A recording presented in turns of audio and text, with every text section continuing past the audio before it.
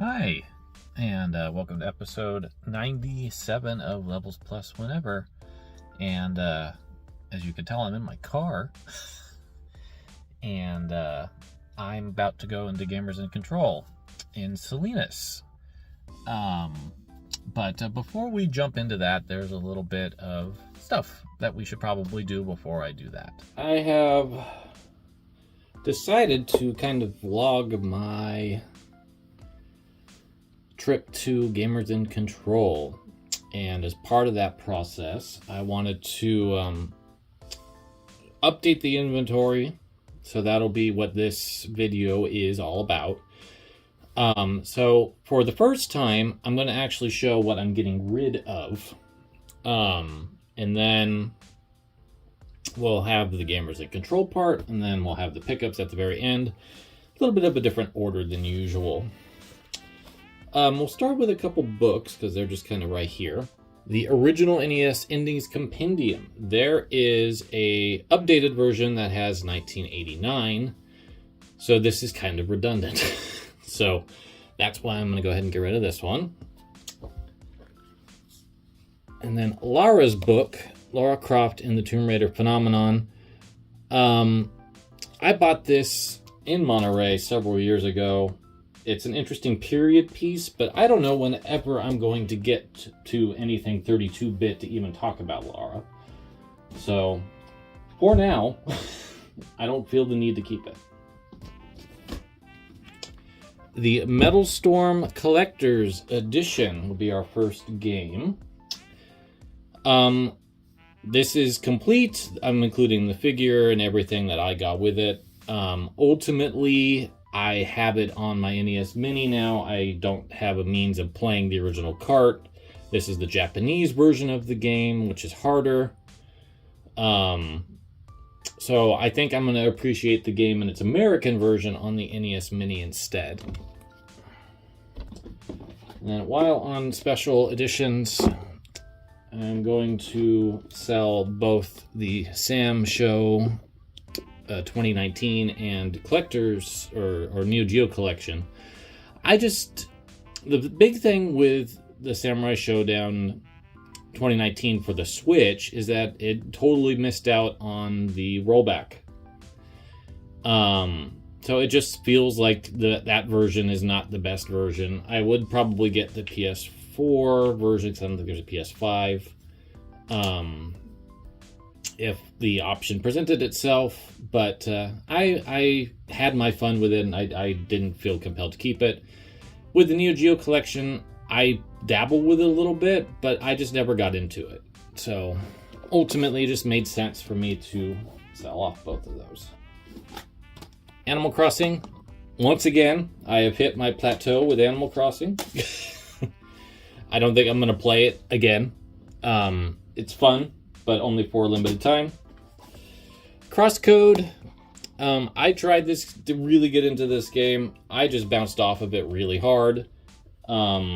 It's unfortunate. It's a really good game, just not a good game for me.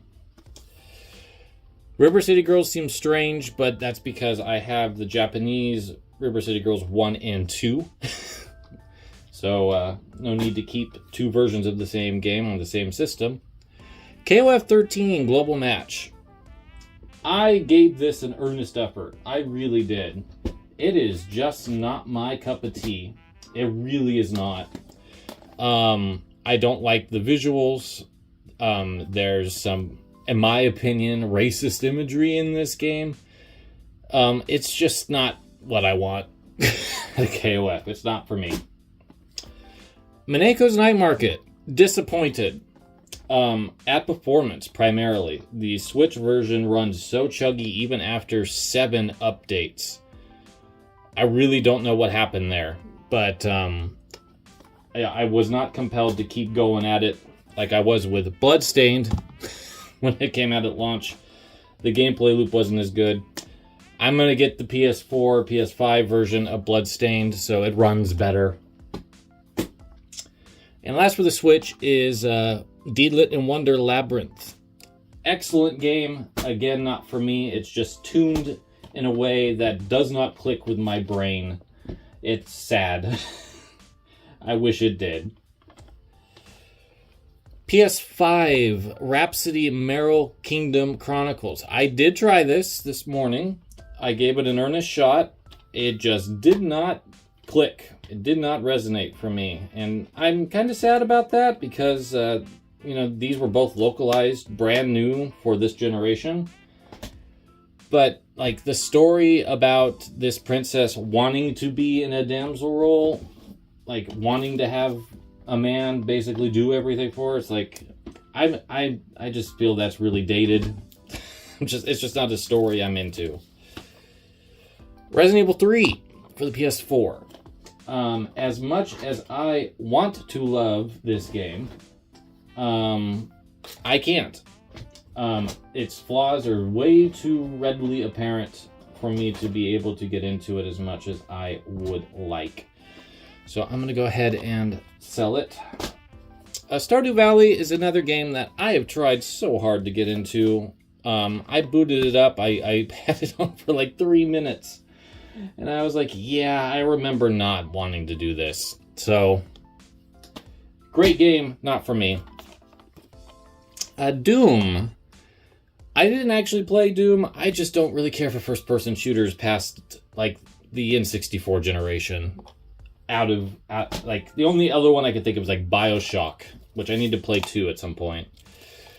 The PS4 version of Street Fighter 6. Yes, I bought this twice. I admitted it when I showed off the Kim and whatever the guy's name is. I totally forgot this guy's name. That's how much I care about him. I can't remember his name in the midst of recording an episode of this. So I bought the collector's edition for the PS4 because it was the same price as I paid for it originally. It was worth it for the 2 statues. So I have no regrets. It was just silly. But I don't need the PS4 version of the game either. PS3, we've got the Orange Box, which I now have Portal on the Switch. That was the reason I bought it.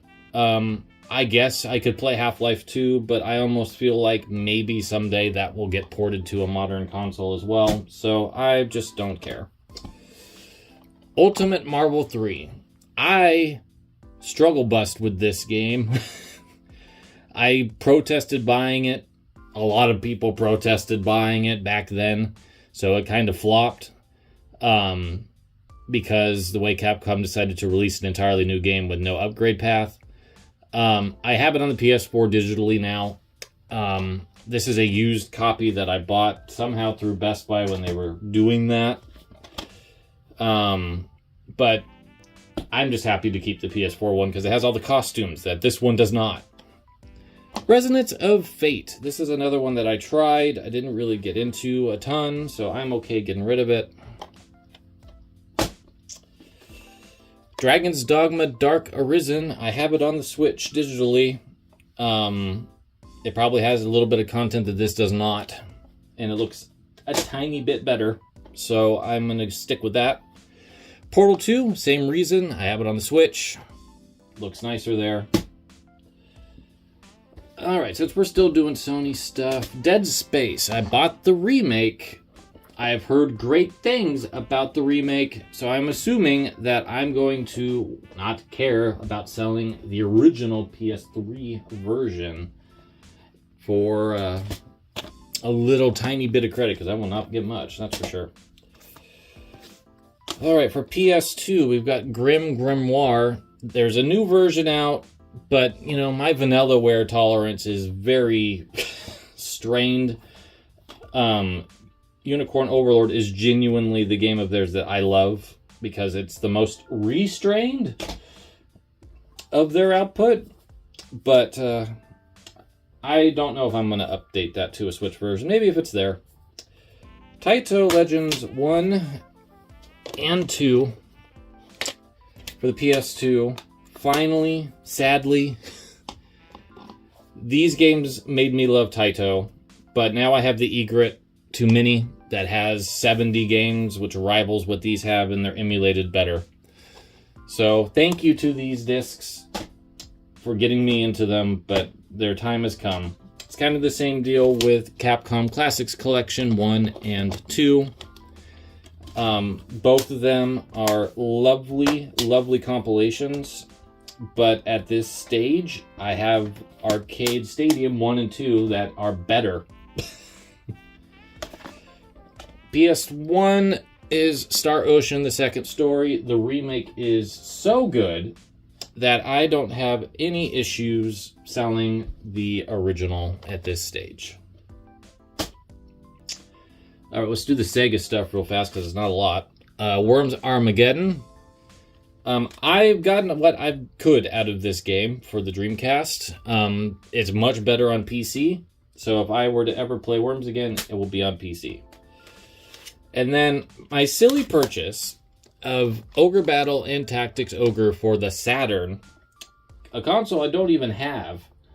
I'm not entirely sure what compelled me to buy them for this system, other than they were cheap. But I'm going to sell these both and get the Super Famicom versions instead, because that's probably the smarter choice. All right, there's a little bit more in this box. The Ease Origin acrylic coaster. I don't know what else to call it. I have no reason to keep it. The BioShock Infinite stickers that for somehow I didn't sell with BioShock Infinite. So off those go. The Ninja Turtles acrylic, which fell apart in storage, but here's what it looks like, kind of all together. I like the Ninja Turtles. I just don't think I care enough to keep this. And that's okay. I don't have to keep it. And then I also am selling like the Wii U stand for the pad because I don't care. All right. In miscellany, I also have this Vash figure. It's black, which is not how Vash looks, but I have a better figure of him sitting in a chair that I like a lot. Kind of captures his lightheartedness a lot better. All right, for the carts outside of Metal Storm, there's a lot, so this is going to take a while. Oh, I also have this Wonder Woman, because recent events have made me not really want to support the actress. I'm also selling the Streets of Rage 4 box for the collector's edition, because it's big and I don't need it. As well as the limited run card, because who cares? Okay. We'll do the non-cart stuff that's NES and Super Famicom, and maybe in 64. I don't remember what's all in here. I am selling Metroid Prime for the GameCube. Wonderful game. The remaster is so good and so perfect that I have no reason to ever return to this. I really don't. So, I'm going to go ahead and sell that. Fortune Street. Tried it. Gave it a good shot. As much as I would love to love this game, I don't. Metroid Samus Returns. A flawed first attempt from Mercury Steam that really abused the enemy respawn rate to its detriment. That's why I don't want to keep it. I think otherwise I liked it, but that was just really annoying. Mega Man Legacy Collection. I got it for the Switch. I question it still. And Capcom Classics Mini Mix, because I now have the 3 games on my NES Mini. So I just don't see the need to keep it for the Game Boy Advance. Alright, this is just going to be a hodgepodge. Egypt for the Famicom. The woman is a support character, but you don't really see her, so I didn't feel that strongly about keeping it. Soul Blader for the Super Famicom. I decided if I'm going to do carts and such for the Super Famicom, I want boxed. So this is a fairly nice copy, but I could probably get a nicer one with a box. UN Squadron. I really like this game, but I have it on the Super Nintendo Mini. Not feeling too compelled to keep it. Little Nemo the Dream Master, kind of the same deal. You're going to find that a lot of my reasoning for the NES and Super Nintendo stuff is because of that.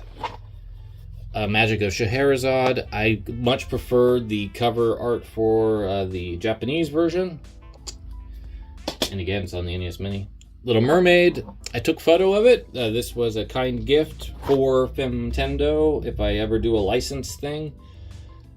So if I do, I'll use it. If not, then, you know, it's okay. Guardian Legend. Again, one of my favorite box arts of all time is the Japanese Famicom box for this game.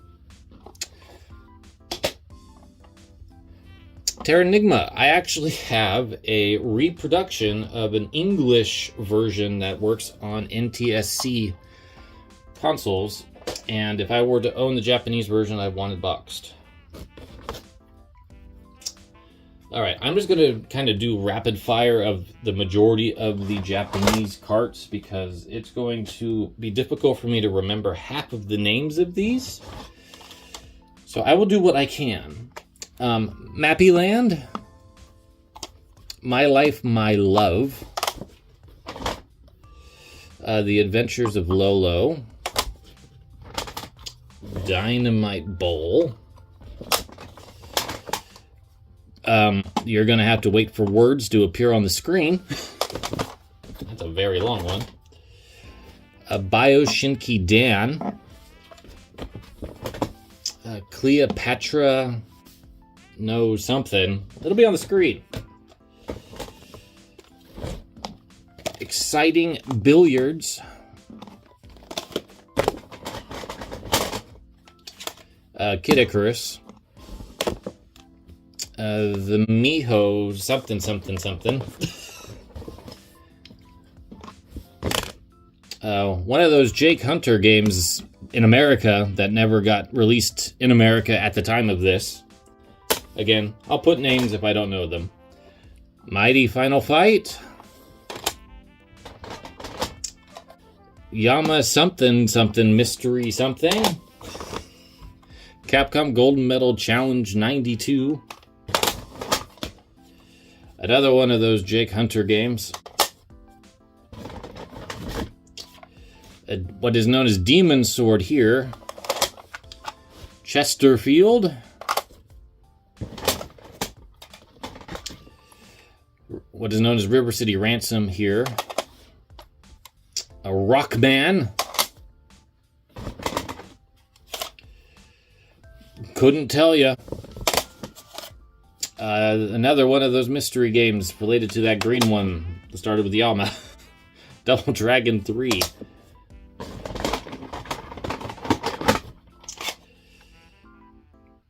Sayuki World. A Jumpin' Kid Flash. Mad City, aka Bayou Billy. Barcode World. The Goonies 2. Wario's Woods. Challenger. Haru no Ken 2.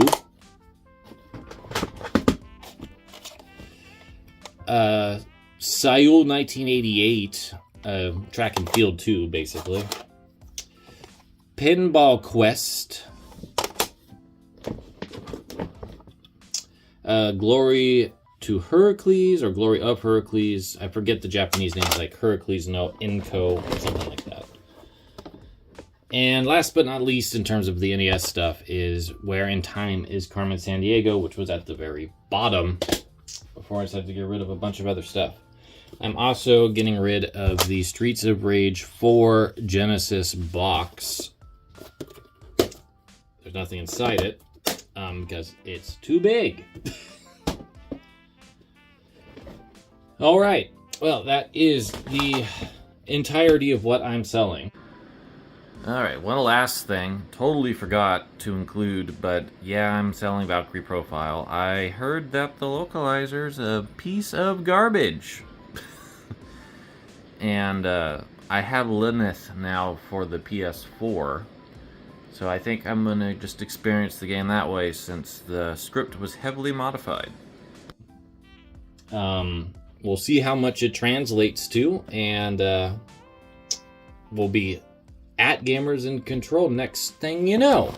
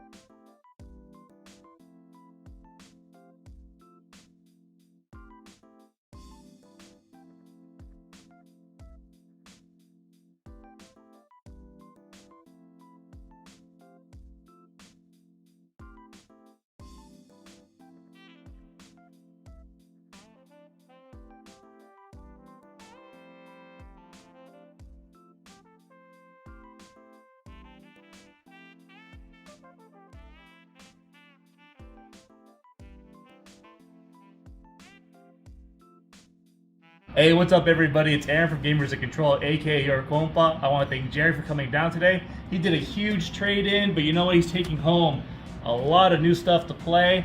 We're down here in the Salinas Mall, Northridge Mall. Coming down, check us out. We have everything from old school video games to trading cards. We'll see you soon. Alright, I am back home.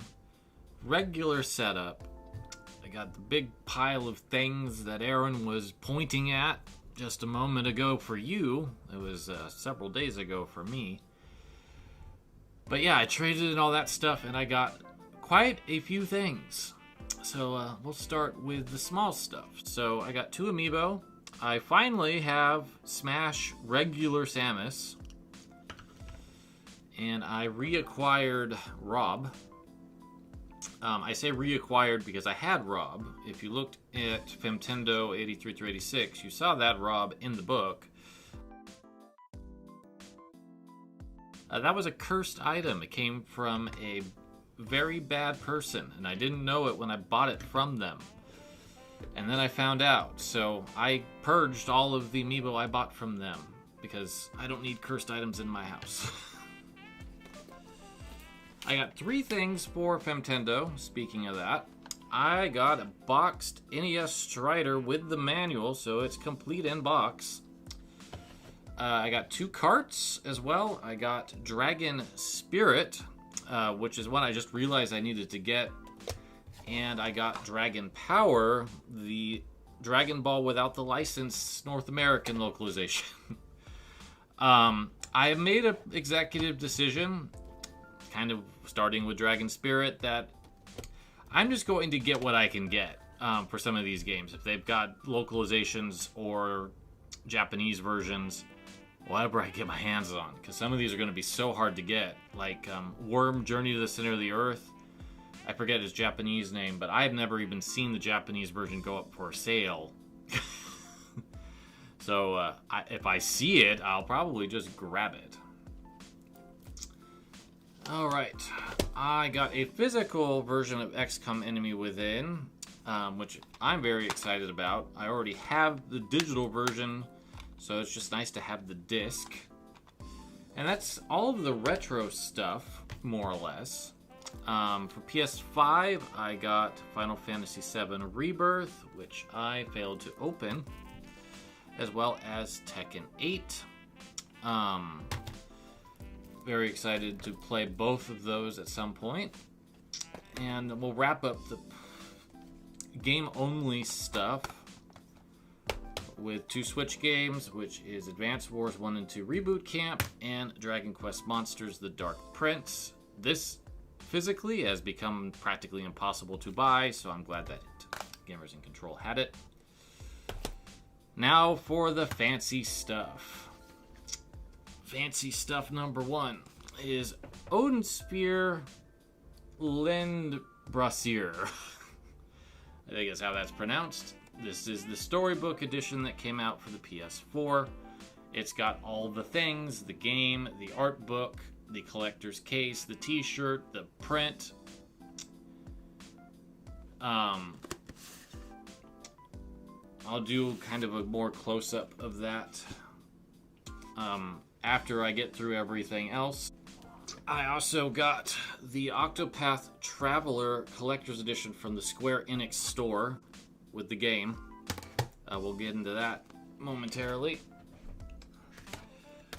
But probably the most exciting thing of all is the 100% actually complete Lunar 2 Eternal Blue.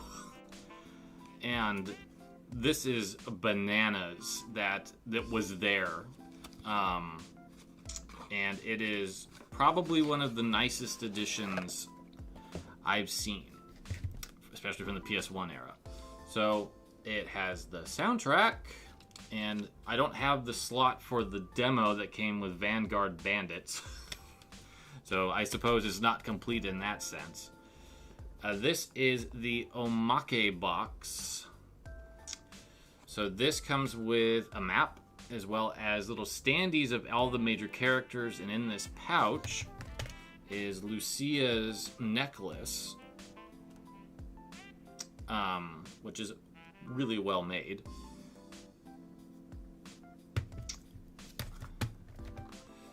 The game itself, all the discs are there and accounted for. Wow, I'm making up words.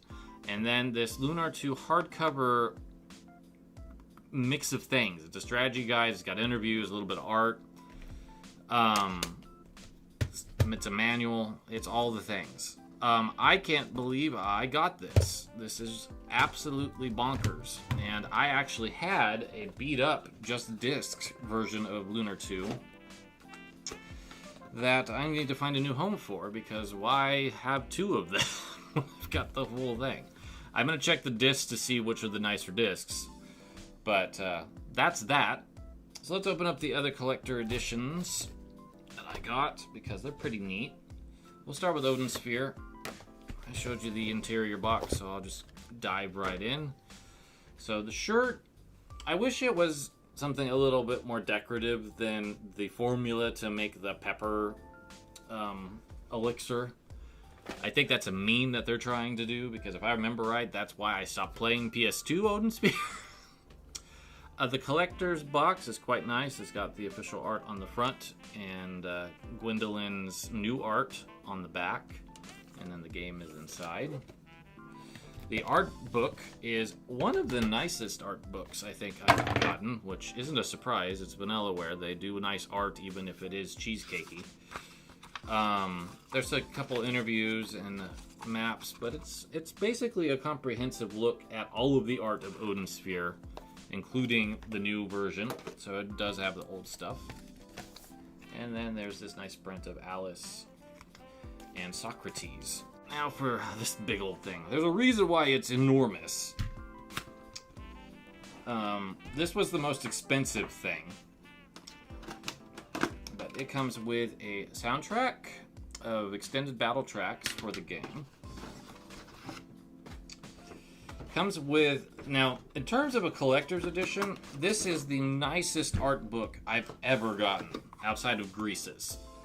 This is like super high quality printing. It's really, really nice. They're really thick pages. The printing quality is really nice. You can't really tell from my fuzzy webcam camera, but it's really well done. But I think the thing that most people would have bought this for is what's in here, which are miniatures of all of the main characters. I actually have not pulled them out, but they are well made. Very cool. Let me get a little bit closer. Details very nice. That's all the new stuff.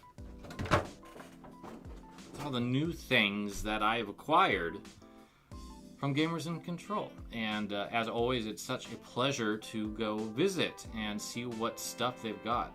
There was so much there that I could have bought on top of that if I was absolutely uncontrollable, but I showed some restraint.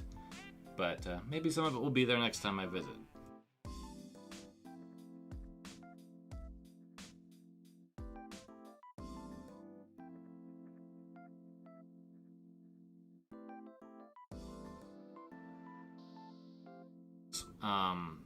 But for you, it won't seem that way, blah, blah, blah, blah.